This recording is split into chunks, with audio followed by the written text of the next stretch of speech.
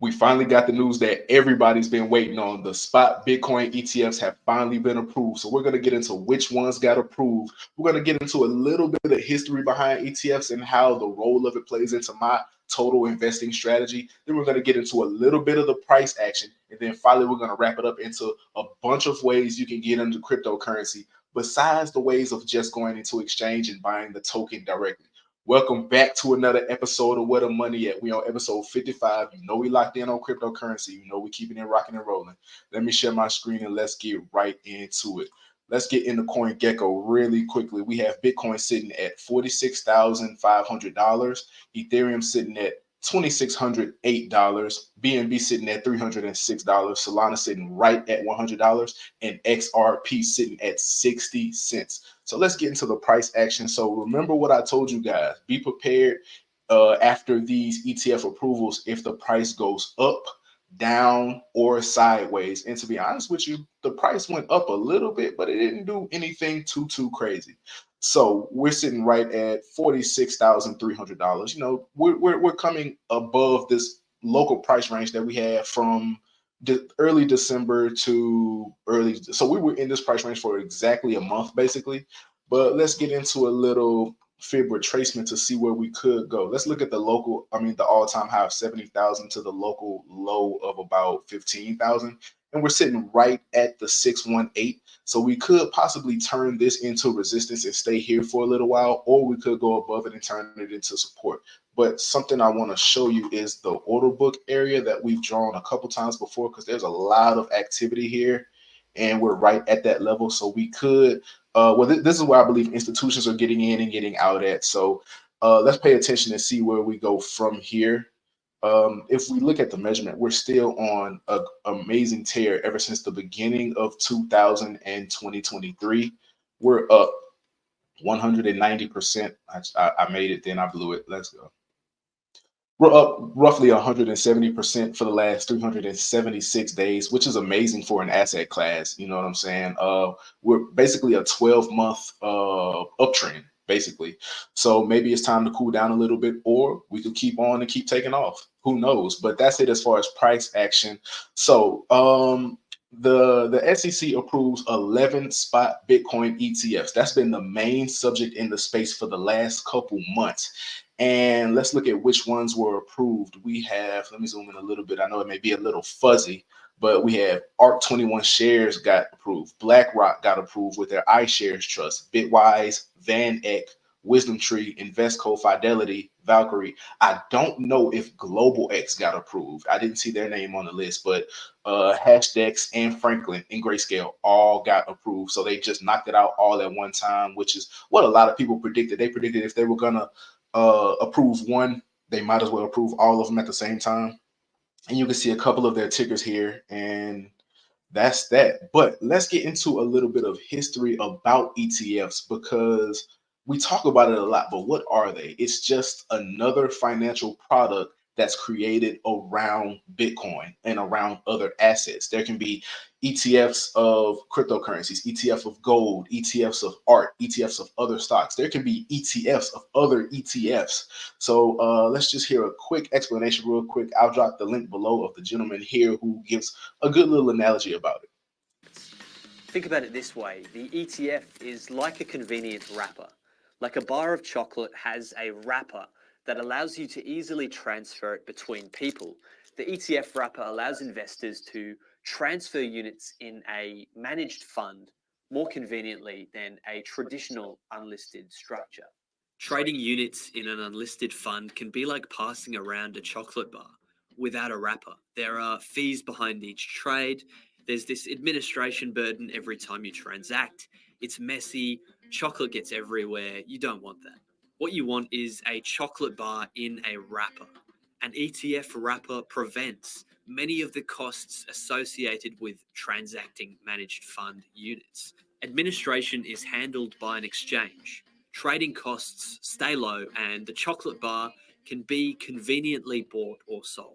The ETF wrapper also has So it's just a wrapper product for faster transactions. Well, not faster, but cheaper transactions. You can trade a basket of funds without having to trade each individual fund one by one and get hit with fees every time. So it's about convenience. Everything with dealing with blockchain technology is about making it faster, cheaper, more scalable. It's the same thing with other products. Cryptocurrency and blockchain is just a reflection of a lot of things that go on in the traditional finance world. And if we keep it in the stack, ETFs have really only been popularized since the 90s. So it's a very young product itself. So we have a cryptocurrency ETF, which is a young product being wrapped up in a younger product, but it's very popular. ETFs are very popular and they're steadily growing year over year. So let's look at quickly the largest ETFs, the top 100 ETFs by assets. So we have the SPY, the IVV, and the VOO. The SPY has $483 million under assets. So let's just check out its history really quickly. The SPY. Let's look at it on the weekly.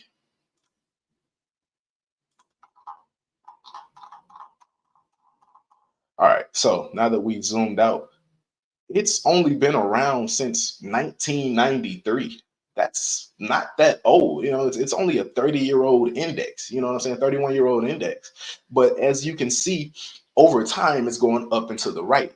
Just like a lot of these things, like let's look at the S&P 500 index on the weekly. Just over time, it's gone up and to the right ever since we've begin recording the price action of it. So how I look at cryptocurrency, like I'm looking at everything else, how I'm looking at stocks in the S&P 500 and the ETFs, this is more of a time game. You know what I'm saying? So if Bitcoin is going to be the one that stands the test of time, Ethereum, Solana, XRP, who knows? But as an asset class, things tend to go up and to the right, and people tend to create products that hold the best assets. So let's be looking out for that. And that's how I personally like to look at cryptocurrency. Not financial advice, but I'm not trying to get in and out, because I learned from the first time when I got in cryptocurrency in 2017, experienced my first crash and I pulled all my assets out at the bottom. If I would have just stayed in, I would have still been up tremendously, and I would have had a bunch of more Bitcoin and Ethereum at a seriously lower price if I would have just played the time game and played the waiting game like a lot of successful investors do, and not try to get in and out and try to outsmart the market.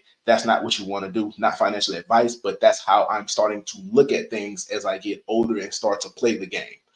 So that's a quick history on ETFs and how they're used. I'll drop the link below for the entire video.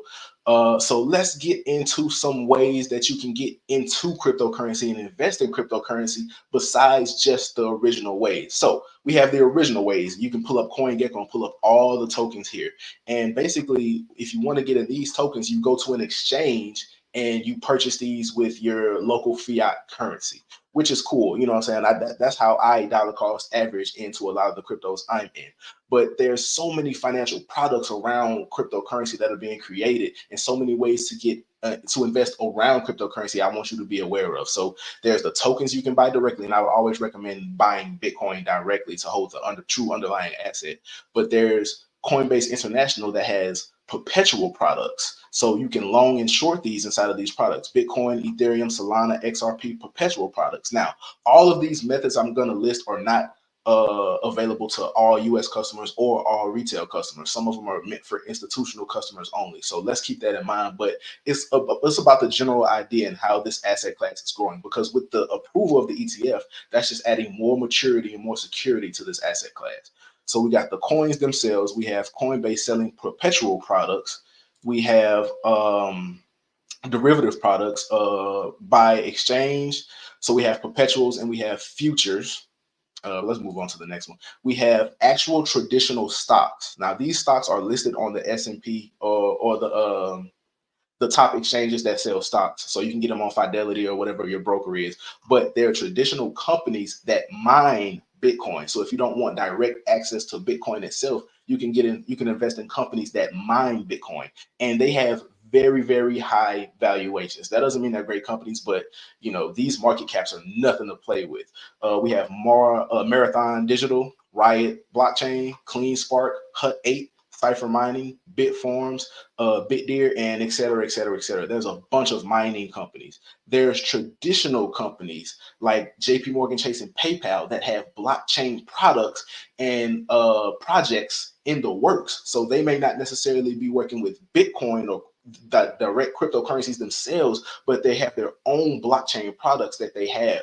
So we have Microsoft, Nvidia with the chips, Visa, MasterCard, PayPal. PayPal has its own blockchain and its own stablecoin. Stablecoin is a cryptocurrency that's matched 1-to-1 to a local fiat currency like the US dollar. Block, NASDAQ, MicroStrategies. MicroStrategies buys a lot of Bitcoin directly and holds it on its books. So you don't have to necessarily invest in Bitcoin. You can invest in traditional stocks that have blockchain products. We have Coinbase. This is just another list of the traditional stocks. We have the ETFs that came out before the spot ETFs. The spot ETFs are ETFs that actually hold that exact amount of Bitcoin, the actual amount of product. But these are ETFs that have been out around Bitcoin and Ethereum that you can use to long and short the asset. So we have ProShares, ARK, Bitwise, Valkyrie, Van Eck. There's so many products out there. Let's go to 21 Shares, who also just had a spot ETF approved, and go to their products. These are ETPs, exchange traded products, and look at all of them that they have, and they're all altcoins. Like there's Bitcoins too, but there's Bitcoin ones too, but look at all the altcoin ETPs that they have: Cardano, Arbitrum, Aave, Bitcoin Cash, Binance Token, Polkadot. I mean, all these altcoins. So you know, if they have ETPs, there's ETFs coming out for altcoins as well. There's Bitcoin ETNs, exchange traded notes. There's ETDs, exchange traded derivatives. So let's not get wrapped up in exactly what's coming out when, but let's understand the entire landscape of this ecosystem that we have going on right now. It's growing. In other videos, I've shown you that more retail customers across the world are being able to invest in these products now. Different countries are building infrastructure for people to invest in Bitcoin and cryptocurrency. And that's what it's about. We want as many people to be able to invest in these products as possible, because all these products being created around Bitcoin and Ethereum, if you're investing into them, that's good for your investment. None of this is financial advice, but I just wanted to bring this information to you in the best way possible. And as always, if you like the information we're talking about, drop a like, drop a comment, and subscribe, because you know we're going to keep it rocking and rolling. And I appreciate y'all for rocking with me. I'm going to holler at y'all.